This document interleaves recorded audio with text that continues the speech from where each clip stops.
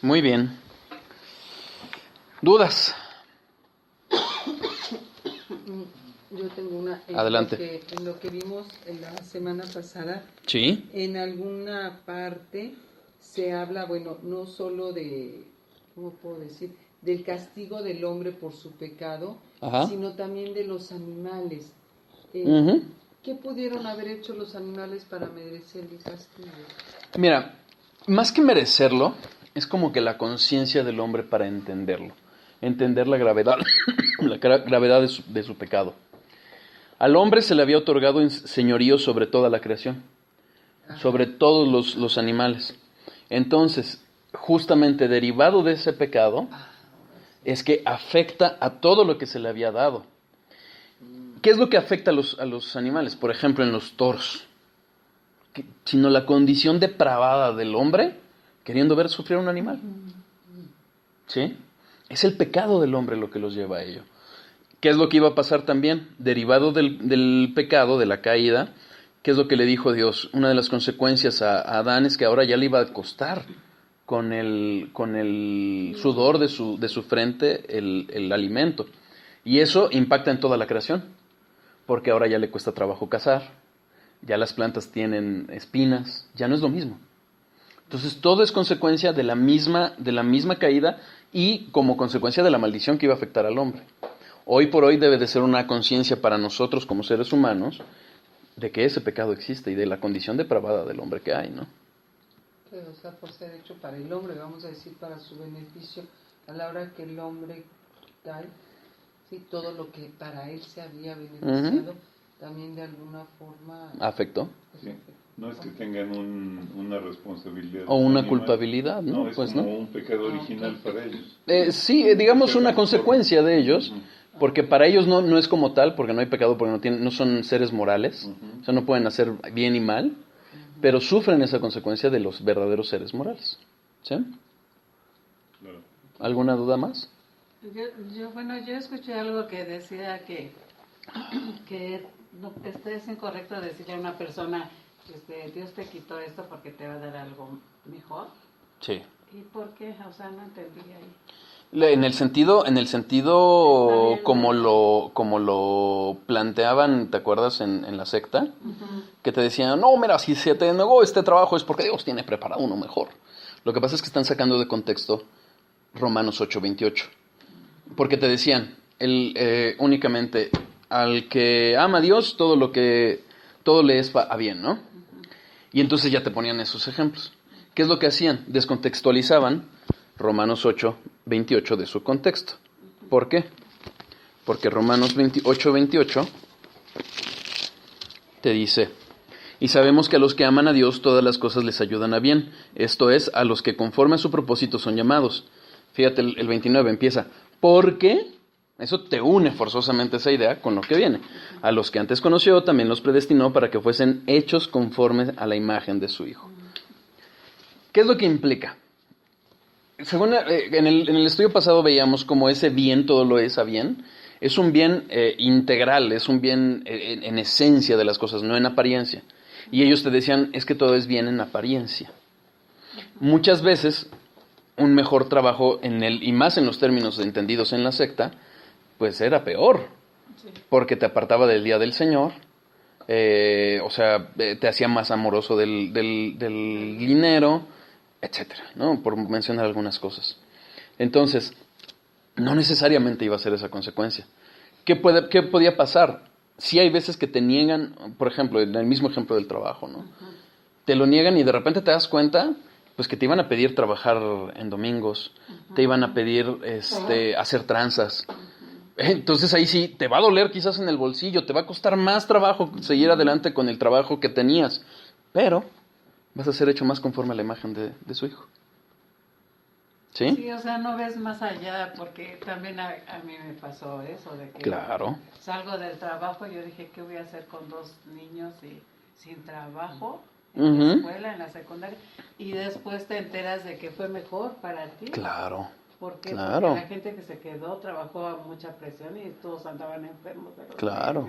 Y fue muy horrible y a mí me quitó de ahí. Sí. Exactamente. Uh-huh. ¿Sí? Uh-huh. Y hay veces que podemos ver las consecuencias inmediatas, pero hay veces que no. Y es ahí la parte de la fe, como vamos a seguir viendo hoy, que va a decir, yo sé que es bueno porque Dios es bueno, yo sé que Dios cuida de sus hijos, y finalmente es descansar en Él, soltarse, dejarse ir, ¿sí? Bueno, mira, una vez ¿Sí? me dijeron una frase respecto a eso, Ajá, y siempre me ha gustado. ajá. Los males son bienes que aún no comprendemos. Sí, En ocasiones me ha pasado. sí, pero digamos que eso podría aplicar, si lo manejamos así como genérico, Sí, pareciera que es bien para todos. sí, que te rompieron una pierna y qué bueno, pero se evitó que te pusieras debajo de un avión, ¿no? Que iba a caerse, ¿no? Eso puede pasar, porque finalmente también está la gracia común de Dios. Ujú. Pero ¿a qué voy? Hay que entender muy bien el contexto de lo que estamos viendo, porque para los hijos de Dios sí es para bien, Ujú. forzosamente es para bien. De alguna u otra forma Dios lo va a usar para conformarnos a su Hijo. ¿Qué pasa con los que no son hijos de Dios? Pues puede tener en apariencia bien, pero quizás termine siendo algo muy malo. Te voy a poner un ejemplo bíblico. Cuando sale el pueblo en el Éxodo, están en el desierto, empiezan a murmurar y a quejarse en contra de Dios. Y claman por carne, pero de una forma en que se quejaban y decían, es que ¿cómo nos sacó Dios para matarnos aquí? ¿Qué sucede con Dios? Dios se cansa y les dice, ¿saben? ¿Quieren carne? Va. Y les mandó codornices. Para el ojo carnal va a poder decir, ¿ya ves? Nos bendijo con la carne que tanto anhelábamos. Pero ¿qué dice la palabra? Con esa carne muchos se atragantaron. Porque fue juicio. En la secta donde estábamos, habían, pues incluso los dirigentes, ¿no? O sea, su verdadero Dios era el dinero. Y tenían a montones. No quiero juzgarlo así de fácil, pero sí te puedo decir que cuando ya veías de cerca ese amor al dinero, podías ver cómo también el que pareciera que los negocios le fueran bien, no fue para su bien. Iba a termina, o si Dios no lo quiera, no se arrepiente nunca, va a terminar siendo para su condenación. ¿Sí? Claro. Entonces, hay que acotar. ¿Sí? No, sí. O sea, finalmente, ¿qué es lo que pasa? El Hijo de Dios va a recibir disciplina. Es decir, Dios lo va a usar para moldearlo. Al que no es hijo de Dios, consecuencia del pecado, en la misma gracia de Dios puede pasar que, insisto, la gracia común de Dios, que sea para bien, pero no necesariamente para el bien del que estamos hablando aquí. ¿Sí? ¿Queda claro? ¿Dudas? ¿Otras dudas? ¿No? Ok. Vamos a retomar un poquito. Seguimos hablando de soberanía. No vamos a acabar hoy. Pero primero Dios, el próximo sí. Terminamos de ver hablar de la responsabilidad con la soberanía, como más o menos conjugan a la luz de la palabra. En nuestra lógica, hermanos, lo mejor es rendirse, porque es algo que sobrepasa nuestras limitaciones. Pero finalmente vimos cómo están las dos claramente expresadas. Y vimos también cómo ninguna persona va a recibir injusticia, habrá quien reciba justicia y habrá quien reciba misericordia, pero nadie, absolutamente nadie, va a recibir injusticia de parte de Dios. La providencia, empezamos a hablar de la providencia, cómo opera justamente este versículo de Romanos 8:28. Hablamos cómo el bien tiene que ver con algo intrínseco, algo esencial del bien y no necesariamente algo en apariencia. Y empezamos a hablar cómo las cosas malas, primero vimos cómo las cosas buenas son para bien, pero también empezamos a ver de las cosas malas que son para bien. Y hablamos del sufrimiento, abundantemente del sufrimiento, repasando lo que habíamos visto en otras veces. Y finalmente vimos cómo Dios tiene fines más altos. En el caso de José, cómo iba a preservar a una nación. En el caso del ciego, vimos cómo iba a glorificarse Jesucristo. Y finalmente también el mismo ciego se postró ante Jesucristo, reconociendo que era el Hijo de Dios. En el caso de lo que padeció nuestro Señor Jesucristo, fue para vida eterna de todos nosotros. ¿Sí? Bueno, de los hijos de Dios. Y lo digo porque para no confundir con lo que tanto tratamos de hablar acerca de la limitación expiada, ¿no? También, y Y justamente ahí concluimos como para los que conocemos a Dios, para los hijos de Dios, sabemos que no existe la suerte, no existe el azar, sino que finalmente es Dios obrando. Qué terrible es para los que están sujetos a un impersonal y caótico destino. Ajá. Y empezamos a hablar de la tentación, cómo la tentación también está dentro de esas partes, de ese todo que habla Romanos 8:28, que es para bien. ¿Por qué? Porque finalmente nos va a hacer que permanezcamos más pegados a Dios, nos va a hacer dependientes de Dios, nos va a hacer permanecer siempre en constante comunión con Dios.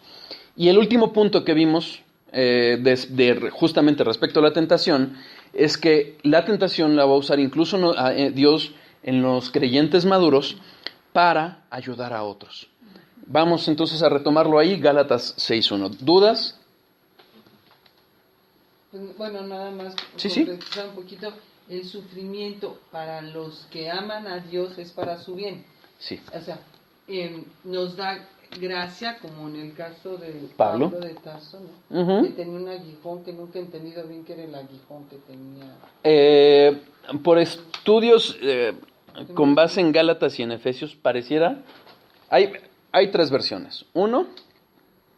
Es que era una enfermedad que la verdad es que ya estudiándolo bien es lo que lo apoya Gálatas y Efesios, porque habla de cómo sus ojos tenían un problema y está enlazado también con lo que sucedió en Hechos, es decir, cuando Jesucristo lo encuentra en Damasco.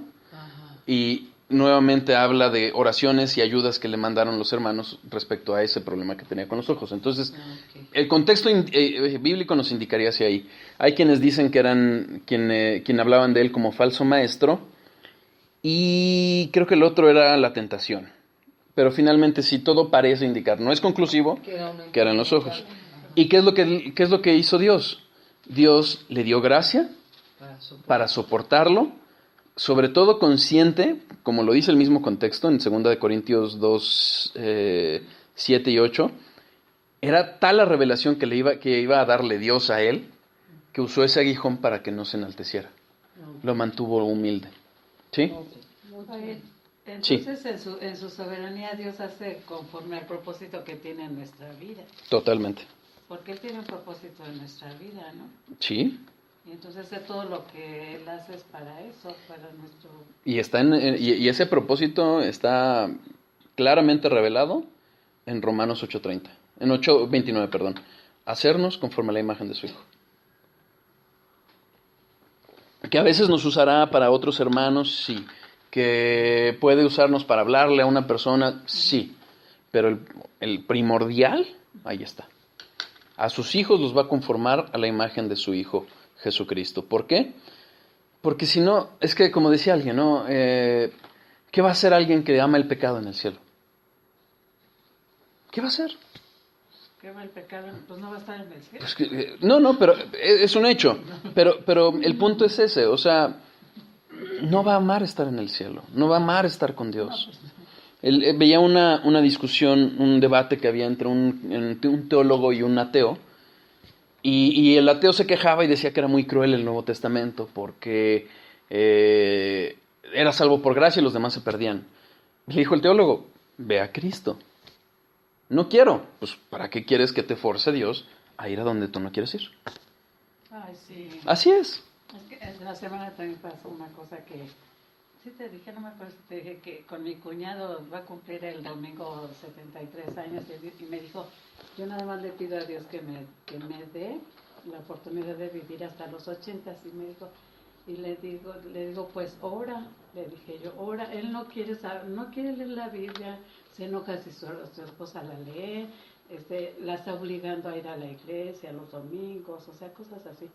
Y le digo, Carlos, Dios te pide, tú le estás pidiendo algo a Dios, pero tú también, Dios, ¿qué te está pidiendo a ti? Porque Dios quiere algo de ti también. Uh-huh. Búscalo, le dije, búscalo y pídele. Y me dice, ay, pues es que ¿cómo te explico? Pues no, es que yo no, la Biblia, pues no. Y entonces eso es negar a Dios. Claro. Y es como le decía yo a mi hermana. Quien no honra al Hijo, no honra al padre. Es que